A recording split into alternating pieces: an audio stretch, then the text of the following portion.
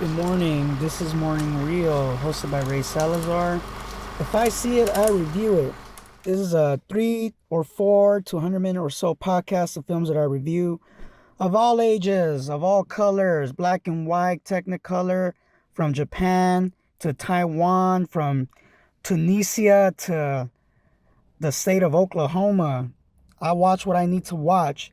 Today, I love Wong Kar-wai, man. He's a really good filmmaker.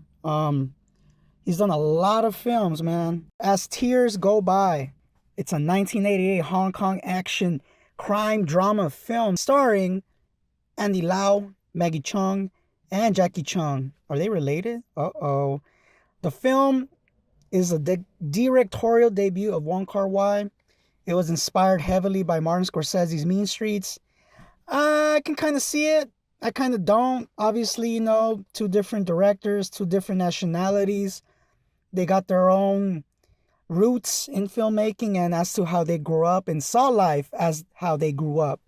Anyways, this is a very simple but very strong film for a debut, It's about this small-time triad member trying to keep his friend out of trouble.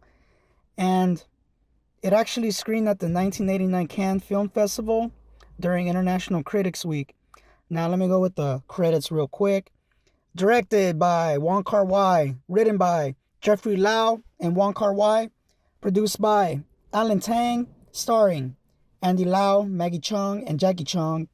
Cinematography by Andy Lau, edited by Chung Pei Tak, Hai Kit Wah, and who's uncredited, William Chang. What's up, Will? Music by Danny Chung and Teddy Robin. Production company, In Gear Films. Distributed by Kino International. This film came out on June 9th, 1988. Whoa, it was an old-ass film. And the language is Cantonese. The country's Hong Kong. Listen, this film's pretty good. I like it a lot. It's not a very complex film. Honestly, there's some stuff about the film, like not even the plot, period. It's just like, how can I say this? Japan, or rather some parts of Asia, have a certain culture where apparently it's okay for two cousins, whether they're distant or close, or I don't know, to have a romance of some kind. And honestly, Andu Lau, who plays Wah, and Maggie Cheung, who plays Gore or Nor, I don't know how to pronounce it properly. But either way, these two have a romance and they're distant cousins, right? And obviously we don't really see like too much of the romance, but we get to witness and feel it with the use of cinematography and music between these two characters who, oddly enough, I don't know how Nor can like fall in love with this guy named Wah, man.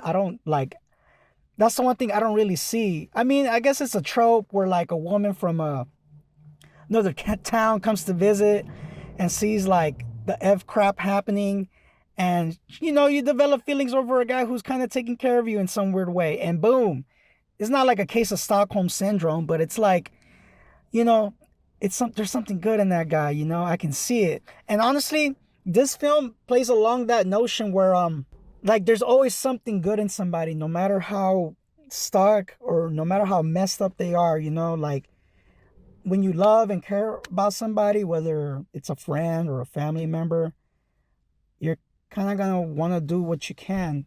So while he has a homie named Fly, right? They're from the same triad or whatever. He's like that type of homie who just cannot stay out of trouble, man.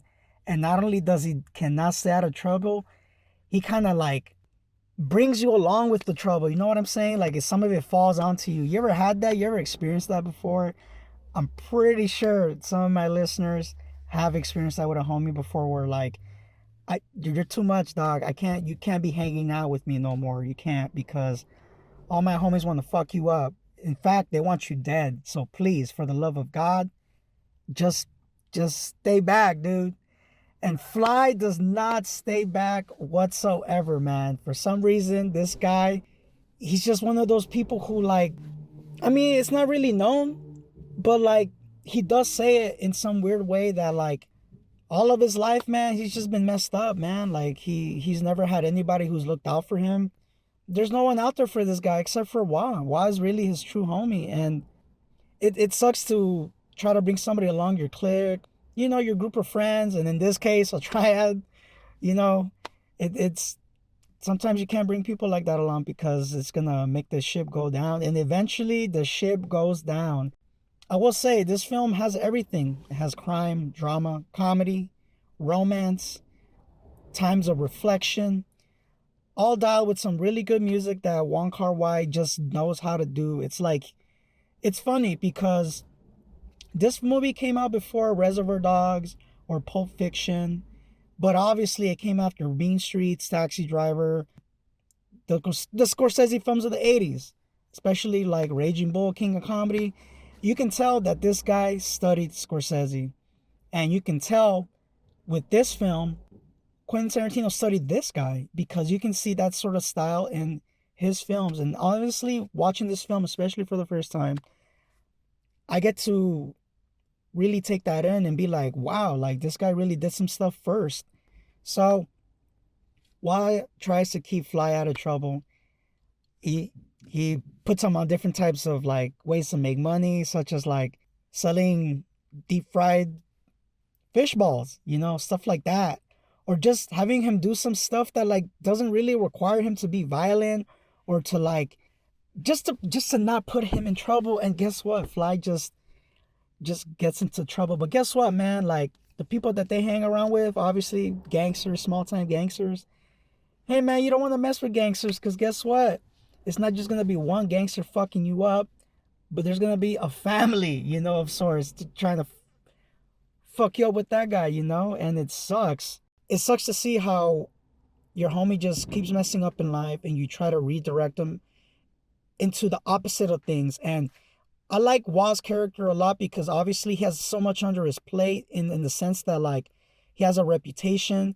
In some weird way, he's trying to have a normal life, even in the small time crime, and he has a homie who has to like kind of like sort of take care of. And obviously when you see the love that Wah has for Fly, especially during the scenes where Wah and Fly get caught up, and they get caught up pretty nasty to the point where you're like, dude, how can you make it out of this one and like, and hope that these guys are not gonna fuck you up again? But these guys obviously like they have a code and they live by, but sometimes when it's just too much, when the crap has hit the fan one too many times, the gloves are off. The third act of the film is really a good third act. Obviously the third act is where all things close up, all the gloves are off.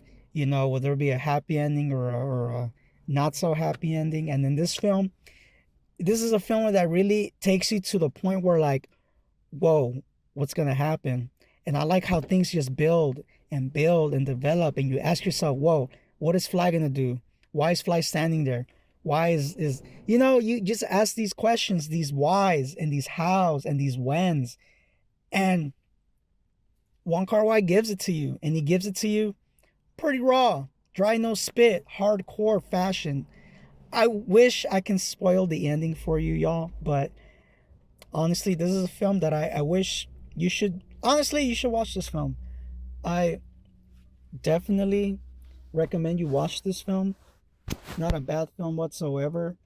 Um, if I have to give it a rating, honestly, I would give it a 3.5 out of 4 tokes. It's a really good film. That romance subplot or whatnot, I don't really agree with that.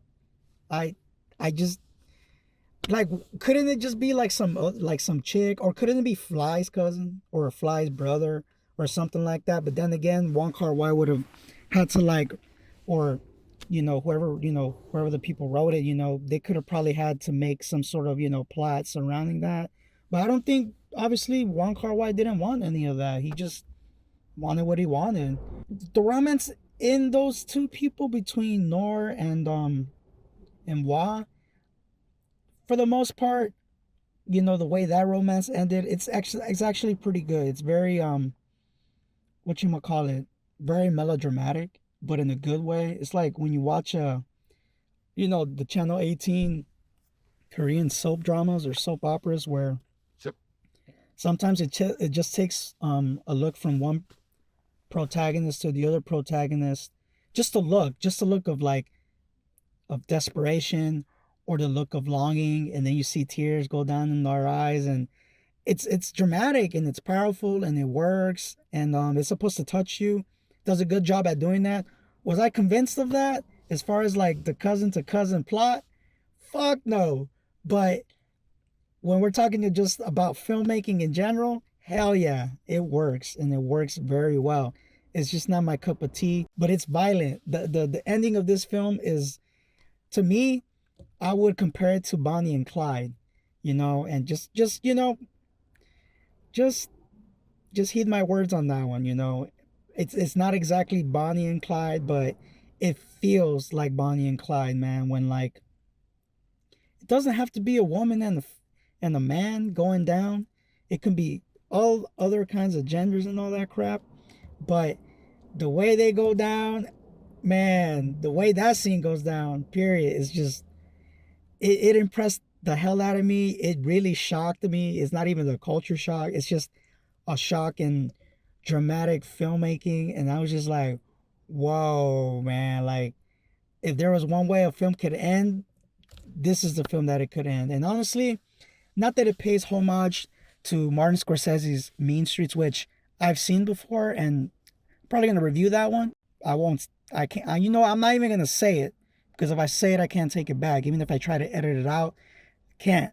I just can't. It's a really good film. Even the ending to that film is like so shocking and sad and tragic at the same time, and it just makes you feel like, damn, dude. And as tears go by, is the same as that.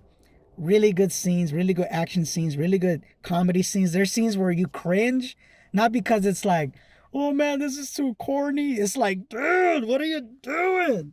Why are you like fucking this shit up, and why? But like some people have their reasons, and there's a certain point, especially during the end of the second act, where Fly, it's like a flip switches, and sometimes you kind of know when we're you know where your life's going in a weird way. And it's not like